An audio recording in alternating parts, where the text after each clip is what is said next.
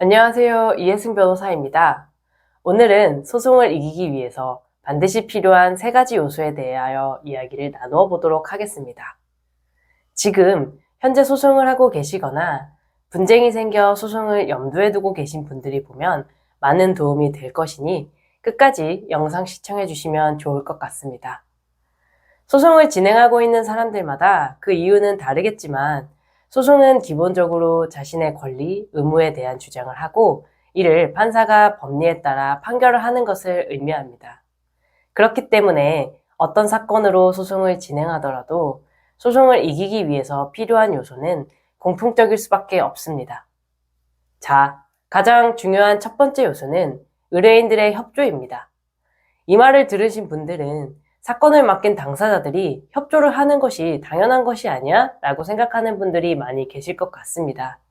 그러나 여러분들의 생각과 달리 실제로 변호사가 관련 자료를 요청해도 주지 않고 차일피일 미루거나 사건 진행을 위한 연락을 해도 연락을 피하며 적절히 알아서 잘 해달라고 이야기하는 경우가 생각보다 많습니다. 이러한 일들이 생기는 이유는 아마 소송이 끝날 때까지 상당한 시간이 걸리기 때문에 시간이 지날수록 점점 지치고 신경 쓰는 것이 귀찮아지기 때문인 것으로 보입니다. 변호사들은 의뢰인들과의 상담을 통해 파악한 사실관계를 바탕으로 관련 자료를 수집해 법리를 구성하고 전략을 세워 소송을 진행합니다. 그렇기 때문에 의뢰인들이 직접 겪은 사실관계 부분은 변호사들이 알아서 판단을 할 수 없는 영역에 해당합니다. 따라서 변호사들이 제대로 된 전략을 세울 수 있도록 소송을 진행하는 과정에서 변호사들과 소통을 통해 사실관계에 대한 설명을 잘 해주시고 필요한 자료를 전달하는 등 최대한 협조를 해주는 것이 가장 중요합니다. 두 번째로는 자신과 잘 맞는 변호사를 선임하는 것이 중요합니다. 변호사를 선임할 때 중요 고려 대상은 내 사건을 잘 해결해 줄 수 있을까일 것입니다. 제가 생각했을 때 변호사들의 역할은 마치 전쟁에서 전략을 짜는 책사와 비슷하다고 생각합니다. 전쟁에서 장수가 책사의 말을 신뢰하지 못하면 전쟁에서 승리할 수 없듯이 의뢰인과 변호사 사이에도 당연히 신뢰가 매우 중요합니다. 그렇기 때문에 변호사를 선임할 때 이 사건을 끝날 때까지 같이 함께하고 싶다는 마음이 드는 변호사를 선임하는 것이 중요하고 수임료를 가장 큰 고려 대상으로 하여 선임하는 것은 지양하라고 말씀드리고 싶습니다. 물론 소송을 하면서 처음에 목돈이 들어가게 되기 때문에 부담이 될 수 있습니다.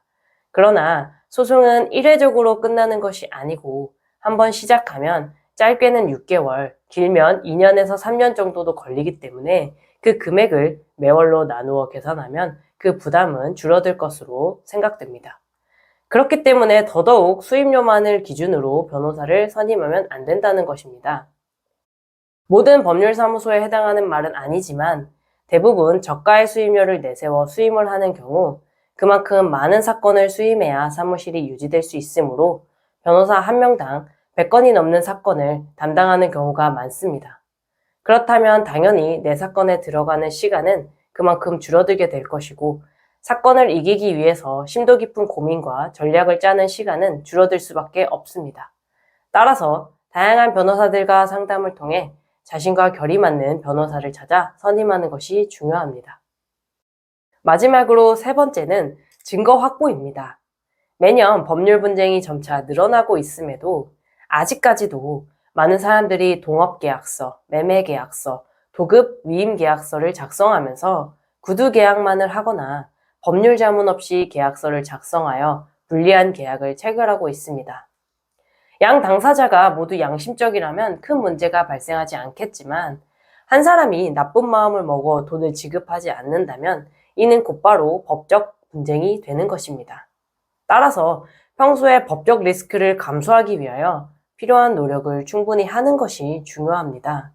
이러한 노력이 추후 소송으로 진행되었을 때 모두 증거로 사용될 수 있고 증거가 많을수록 승소 확률은 당연히 올라가게 됩니다.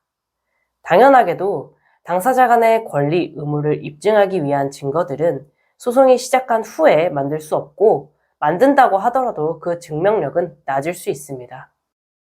또한 중요한 계약서들을 모두 잘 보관하는 것이 중요합니다. 이 부분도 제가 소송을 진행하면서 많이 놀란 부분인데요. 상당수의 사람들이 계약 등을 체결한 후 중요 서류인 계약서와 같은 문서를 분실하여 없다고 말합니다. 제일 중요한 서류들이 없는 경우 소송을 시작하기 어려운 경우도 많고, 시작했더라도 입증이 되지 않아 패소할 수 있기 때문에 반드시 잘 보관해 주시는 것이 중요합니다. 오늘은 소송에서 승소하기 위하여 필요한 중요 요소들에 대해 이야기 나누어 보았습니다. 이만 영상을 마치도록 하고 다음 영상에서 만나요.